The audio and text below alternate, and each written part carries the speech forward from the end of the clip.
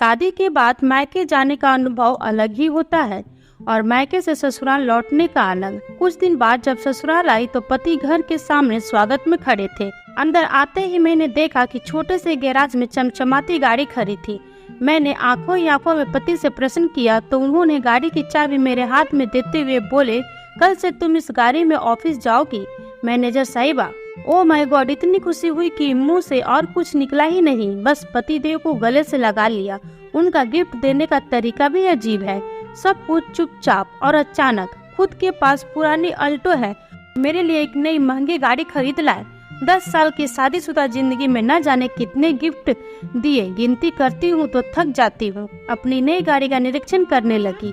मेरा पसंदीदा कलर था, बहुत सुंदर लग रहा था। फिर नजर उस जगह पर गई जहाँ मेरी स्कूटी खड़ी रहती थी। मैं हैरान, वह जगह तो खाली थी, स्कूटी कहाँ है? मैंने चिल्लाकर पूछा। बेच दी। मैंने सोचा अब क्या होगा इस जुगाड़ का, और पार्किंग में इतनी जगह भी नहीं है। मुझसे बिना पूछे बेच दी तुमने? एक स्कूटी थी पुरानी सी, गुस्सा क्यों होती हो? पति ने भव्य स्वर में कहा। मैं चिल्ला पड़ी। स्कूटी नहीं थी, वो मेरे जिंदगी थी, मेरी धड़कनें बजती है उसमें। मेरे पापा की इकलौती निशानी थी मेरे पास। मैं तुम्हारे तोहफे का सम्मान करती हूँ, मगर उस स्कूटी के बिना पर नहीं। मुझे नहीं चाहिए तुम्हारी गाड़ी। तुमने मेरी सबसे प्यारी चीज बेच दी, वह भी मुझसे बिना पूछे। मैं रो पड़ी। मेरा रोना सुनकर मेरी सास बाहर निकल आई। उन्होंने मेरे सर पर जैसे ही हाथ फेरा, मेरी रुलाई फूट पड़ी। मत रो बेटा, मैंने पहले ही कहा था कि एक बार तुमसे पूछ ले, पर बेटा बड़ा हो गया है, भला माँ की बात कहाँ सुनेगा। मगर तू रो मत। और तू खड़ा खड़ा क्या देख रहा है, वापस ला स्कूटी। पति साहब गर्दन झुकाए आए मेरे पास और कहा, सॉरी यार, मुझे क्या पता था वो स्कूटी तेरे दिल के इतने करीब है। मैंने तो कबाड़ी को बेचा सिर्फ 7,000 में। वो मामूली सी रकम भी मेरे किस काम की थी? यूं ही बेच दिया। गाड़ी मिलने के बाद तुम उसका क्या करोगे? तुम्हें खुशी देनी चाहिए थी, आंसू नहीं। अभी जाकर लाता हूँ। फिर वह चले गए। मैं अपने कमरे में आकर बैठी एकदम उदास। इसमें पति का भी क्या दोष है? हाँ, 1-2 बार उन्होंने कहा था कि इसे बेचकर नई ले लो। मैंने भी हंस कर कह दिया कि नहीं, यही ठीक है। लेकिन अचानक स्कूटी लेकर मैं बहुत ज्यादा भावुक हो गई थी। हो भी क्यों नहीं, औकात थी मेरे पापा की। जब मैं कॉलेज में थी तब मेरे साथ पढ़ने वाली एक सहेली नई स्कूटी लेकर कॉलेज आई थी। सभी सहेलियां उसे बधाई दे रही थी। तब मैंने उससे पूछ लिया कितने की है। उसने टपाक से जो उत्तर दिया, उससे मेरी जान ही निकल गई। कितने की भी हो, तेरे और तेरे पापा के औकात के बाहर की है। अचानक पैरों में जान नहीं रही थी। सब लड़कियां वहां से चले गए, मगर मैं वहीं बैठी रह गई। किसी ने मेरे हृदय का वो दुख नहीं देखा। मुझे कभी एहसास ही नहीं हुआ था कि वो सब मुझसे अपने से अलग गरीब समझती है, मगर उस दिन लगा कि मैं उनमें से नहीं हूँ। घर आई तब भी अपनी उदासी छुपा नहीं पाई। माँ से लिपट कर रोने लगी। माँ को अब बताया तो माँ ने बस इतना ही कहा, उन छिछोरी लड़कियों पर ज्यादा ध्यान मत दो, पढ़ाई पर ध्यान दे। रात को पापा जब घर आए तो मैंने उनसे पूछ लिया कि पापा हम गरीब है क्या? पापा ने सर पे हाथ फेरते हुए कहा, हम गरीब नहीं है बिटिया, पर जरा सा हमारा वक्त खराब चल रहा है। फिर अगले दिन मैं कॉलेज नहीं गई, न जाने क्यों दिल नहीं किया। शाम को पापा जल्दी घर आ गए और जो लाए वो इतनी बड़ी खुशी थी मेरे लिए, शब्दों में बयान नहीं कर सकती थी। एक प्यारी सी स्कूटी, तितली सी, सोन चिड़िया सी, नई एक सफेद परी सी, वो मेरे सपनों की उड़ान, मेरी जान। क्यों सच कहूँ तो उस रात मुझे नींद नहीं आई। मैंने पापा को कितनी बार थैंक यू बोला, याद नहीं आता। पैसे कहाँ से आए ये भी नहीं सोच सकी, ज्यादा खुशी में। फिर 2 दिन मेरा प्रशिक्षण चला। साइकिल चलानी तो आती थी, स्कूटी भी चलानी सीख ली।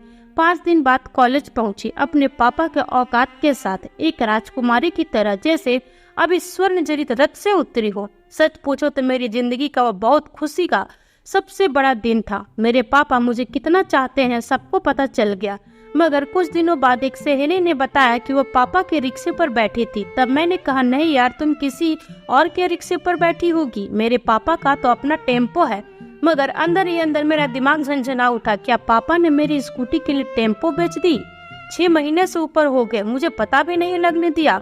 शाम को जब पापा घर आए तो मैंने गौर से देखा। आज इतने दिनों बाद फुर्सत से देखा तो समझ आया पापा तो दुबले पतले हो गए हैं, वरना ध्यान से देखने का वक्त नहीं मिलता था। रात को आते और सुबह जल्दी ही चले जाते हैं। टेम्पो भी दूर किसी दोस्त के घर खड़ा करके आते थे। कैसे पता चलता कि टेम्पो बेच दिया है। मैं दौड़कर उनसे लिपट गई। पापा, आपने ऐसा क्यों किया? बस इतना ही मुंह से निकला और रोना आ गया। तू मेरी दुनिया है बिटिया, तेरी आंखों में आंसू देखूं तो कैसा बाप। चिंता न कर, मैंने बेचा नहीं, गिरवी रखा है, इसी महीने छुड़ा लूंगा। आप दुनिया के बेस्ट पापा हो, बेस्ट से भी बेस्ट। क्यों किया आपने ऐसा पापा? 6 महीने से पैरों से सवारियां ढोई आपने। वो पापा, आप कितनी तकलीफ सहे मेरे लिए। कुछ समझ नहीं पाई और मैं दहाड़े मारकर रोने लगी। और कब तक रोई पता नहीं। मेरे लिए वो स्कूटी नहीं थी, मेरे लिए मेरे पापा के खून से सींचा हुआ उड़न खटोला था। और किसी कबाड़ी को बेच दिया। दुख तो होगा ही।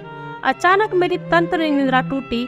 जानी पहचानी से आवाज कानों में पड़ी, फट फट फट। मेरा उड़न खटोला मेरे पतिदेव चलाकर ला रहे थे और चलाते हुए एकदम बुद्धू लग रहे थे।